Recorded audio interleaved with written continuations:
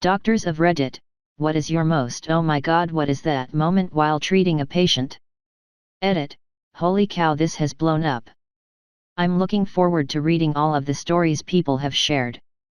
Edit 2, front page. Woohoo! Thanks everyone. For more infotainment, subscribe to our channel and press the bell icon to get new video updates. Thanks for watching. Well, I'm not a doctor yet, but here is a story from one of my professors. This was in rural Alabama.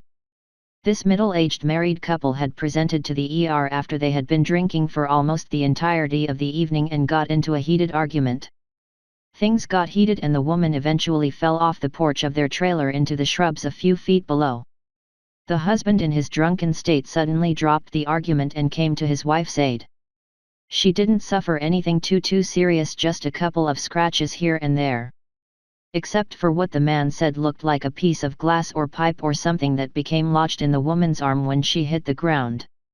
He decided to not come to the hospital because he could remove this object himself. He got his largest pair of pliers and gripped onto this glass/pipe looking thing lodged in his helpless wife's arm. He clamped down and pulled. Cranked and cranked. Trying to remove this object and it wouldn't budge. After his masculinity defeated and the alcohol wearing off on both of them, they decided it sensible to finally come to the ER. Upon arriving to the ER, the doctor immediately realized this poor woman had a compound fracture of her humerus, and this pipe or piece of glass thing was her bone sticking through her skin that her husband was trying to pry out with a pair of pliers. True story. I am a surgery resident. I once helped operate on a man whose face was chewed off by a bear. I had to find little scraps of skin at the edges off the hole in the middle of his face and try to decide where they went to try and make the damage smaller. I also saw a patient come to the emergency department with a Barbie in their rectum. He apparently puts the arms up and legs down like a diving position, rubber bands the arms together, then places it in his rectum for a time. When he wants it out, he takes laxatives. Only this time it got stuck. The kicker, when we removed it, he asked for it back. Maggots on a gangrenous foot. Both times I almost lost my lunch. The worst part was that the second time, I knew exactly what the faint crunching meant. But I still had to remove the sock/shoes. Telling a highly addicted PT that I wouldn't be giving him the narcotic RX he wanted after he had run out of his prescribed meds early because he took too many. This was actually the only time I have ever said to a patient, "Me, I'm not giving you an RX." I also spoke with your pain management doctor and he does not want me to fill anything for you since you made the choice to take too many of your medicines. Patient, starts flapping arms and legs in bed. Me, what are you doing? Patient, I'm having a seizure. Me, that's not a seizure, that's a tantrum.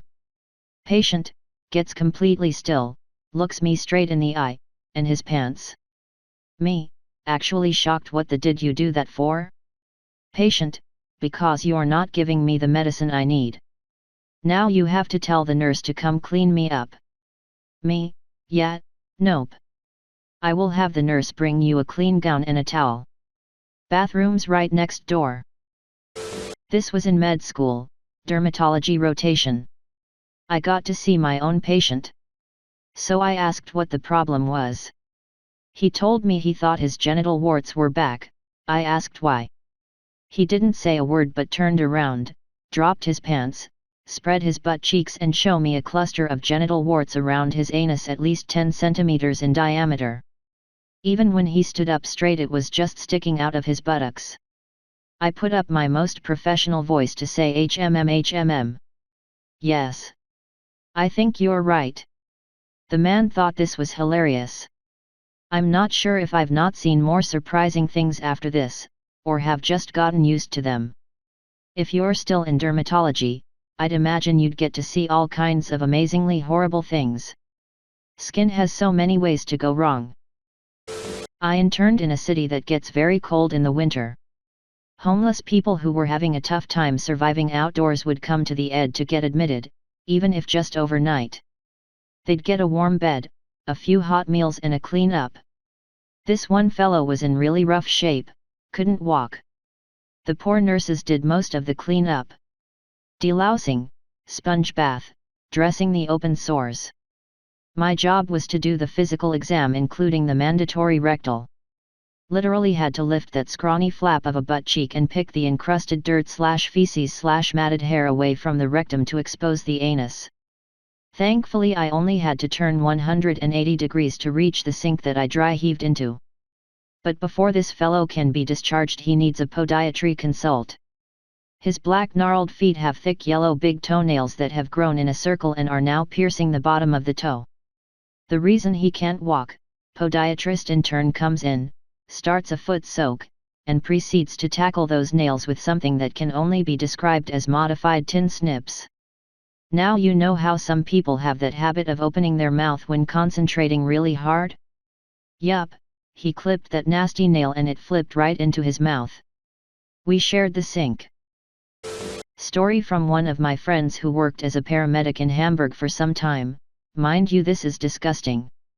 They were called to an unconscious person, drug addict, who was slumped down on a park bench close to the train station where back in the days the most drug addicts would hang around. They approached the guy and tried to wake him up, checked his vital signs etc., then put him on the ground. He had no shoes on but only wrapped up his legs in plastic bags. If you ever been around hardcore drug addicts you know most of them don't smell too good. After a while they just give up on personal hygiene, which incidental is actually more dangerous than the drug itself since they tend to not treat their scabs etc. This guy reeked to high heaven, and once they proceeded to check his plastic bag shoes they saw why. His legs up to his knees were completely black and full of maggots. He had an infection in both legs due to shooting up heroin and never treated them, very much like the picture of the homeless guy which is circulating the net. Not going to post that here. My friend said that once they lifted the plastic bags up a little which were melted into his decaying flesh, little mountains of maggots would fill around his feet. Hands down one of the most disgusting things he has seen. Doctor here. When I was working in the ER one evening I had my worst experience so far. I was called to one of the examination rooms that are designated for infectious patients. This is already a bad sign as it usually involves some sort of abscess that needs to be drained. However, this time it was far worse. I was told by the nurse that it involved a man who had bilateral venous ulcers on his legs and that they were now infected. I looked through his journal and saw that he last saw a doctor about 10 months earlier and no note of any check ups after, not by a nurse or a GP.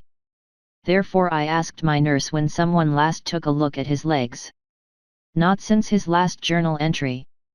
Then I asked when was the last time he changed his dressings on the legs. He hasn't. Some background info on the patient. Old man who lived by himself in his trailer that was parked in the middle of the forest. He had no running water. He was a bit of a drinker and a general I don't give a mentality. Awesome.